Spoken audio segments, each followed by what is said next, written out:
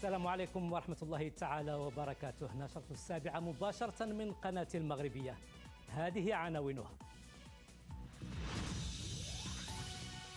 الذكرى 80 لتقديم وثيقة المطالبة بالاستقلال، المنعطف الحاسم في مسار الكفاح الوطني من أجل مغرب العزة والنماء.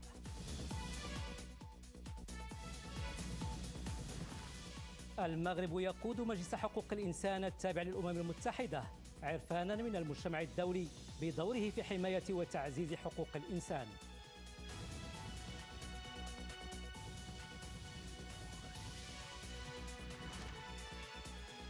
واستعدادا للعرس الكروي الإفريقي بالكوت ديفوار، المنتخب المغربي يجري اليوم لقاء وديا ضد منتخب سيراليون.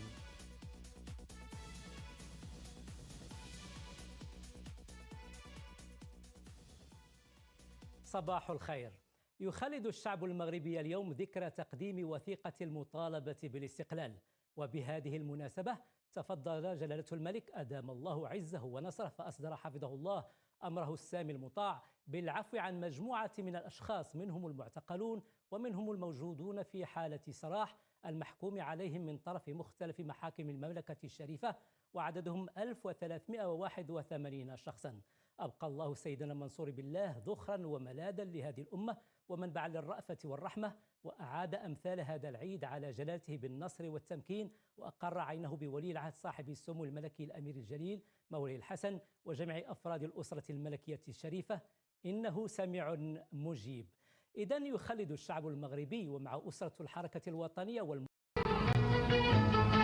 من أغلى الذكريات المجيدة في ملحمة الكفاح الوطني من أجل الحرية والاستقلال وتحقيق السيادة الوطنية، ذكرى تقديم وثيقة المطالبة بالاستقلال. حدث تاريخي بارز في ذكراه 80 يجسد سمو الوعي الوطني وقوة التحام العرش بالشعب دفاعاً عن المقدسات الدينية والثوابت الوطنية. وثيقة المطالبة بالاستقلال في سياقها التاريخي ثورة وطنية عكست وعي المغاربة ونضجهم، وأعطت الدليل على قدرتهم وإرادتهم للدفاع عن حقوقهم المشروعة وتقرير مصيرهم.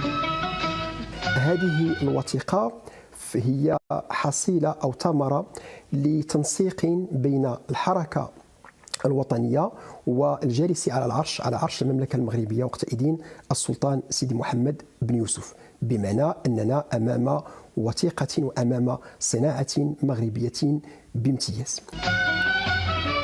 وقد تضمنت وثيقة المطالبة بالاستقلال مجموعة من المطالب السياسية والمهام النضالية المتعلقة بالسياسة العامة وما يهم استقلال المغرب آنذاك تحت قيادة ملك البلاد الشرعي سيدي محمد بن يوسف طيب الله ثراه، وانضمام المغرب للدول الموافقة على وثيقة الأطلنطي والمشاركة في مؤتمر الصلح، كما أشارت هذه الوثيقة إلى السياسة الداخلية للمملكة. طالب الموقعون بضرورة بلوغ الاستقلال، فلم يعودوا يطالبون كما كان الأمر عليه في السابق بإصلاحات تحت الحماية الفرنسية، وأوضحوا بأن المغرب لم يعد قاصرا لكي تستمر الحماية عليه، وعلى أن المغرب يجب عليه أن يستكمل سيادته التامة على أراضيه.